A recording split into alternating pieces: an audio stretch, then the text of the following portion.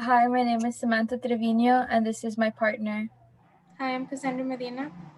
And this is our research of insect collection, which is a continuation of the insect collection and cataloging of the spring 2020.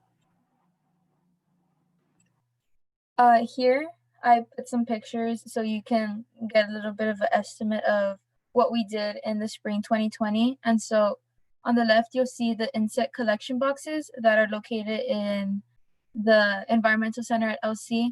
And so there were 4 cabinets. We were only able to get into 2 of them. And there you'll just see the boxes. They're not all in order.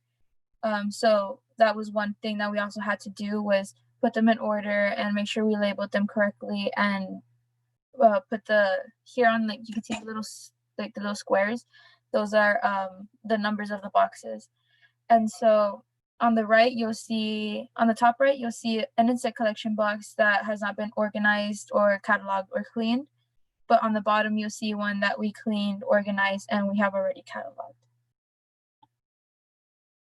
Um, so insect collection is important to understand if the environment around us has changed and if it's still suitable to have certain types of insects or animals or even plants. And so this research is a continuation of the spring 2020. And so what we want to see is if there has been a change in the insect population, or if insects, they look different from the insects that they collected in 1960s or 1950s, to see if there's a difference in that, or if we're just not able to find them at all. And we want to see um, why that happens. And um, yeah, this is just a continuation of the spring 2020. Insects can be best defined from the Australian Museum as hexapods, invertebrates, and are part of the group arthropods. One way of classifying a creature as an insect would be to observe if it has a hard exterior or exoskeleton, along with a head, thorax, and abdomen. According to the Australian Museum, there are different types of arthropods that are listed such. Insect collecting is important for this research project because it helps us have a better view on details of the insects collected. This research mostly consists of looking at last year's data that was gathered and finding new data by collecting insects. The collections of this year's insects will help us find out if the environment has changed in Laredo and if the insects in the area have adapted to the changes.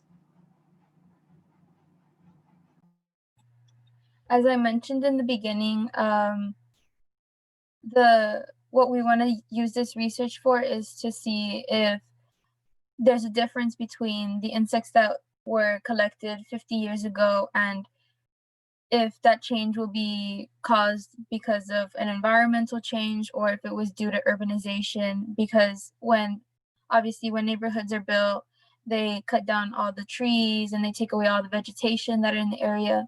So we want to see if that affects the population, or even if the availability of that certain species of insects is still in the area. The materials that will be needed to continue this research and still abide by the health guidelines are kill jars, nets, insect traps, insect boxes, pins, labels, and field guides.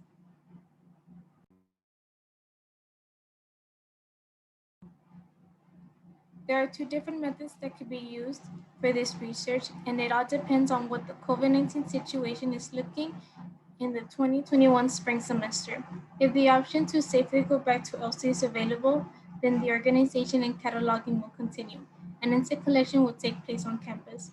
There is there is no way to safely return to campus, then the insect collection would happen in back and forth yards and maybe a park or nearby area that is safe to collect insects in. This is where the kill darts, insect traps, nets, and field guides will come in handy to properly collect and identify the insects that were collected. The insects will then be pinned and stored using the pin, insect boxes, and the labels. All of this in the safety of home. So there was no data that was able to be collected in the fall with the semester. So the data that's shown here is the one collected from spring 2020.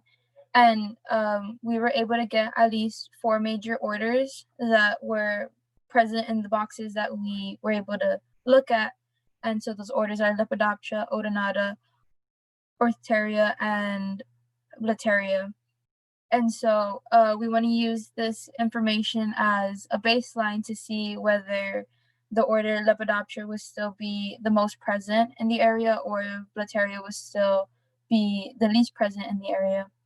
And so this should, like, when we get into the insect collecting, we should be able to see, there were more Blattaria, or there were more Lepidopteras or Odonatas that were found in the area, instead of what was found in like 1950s or the 1960s.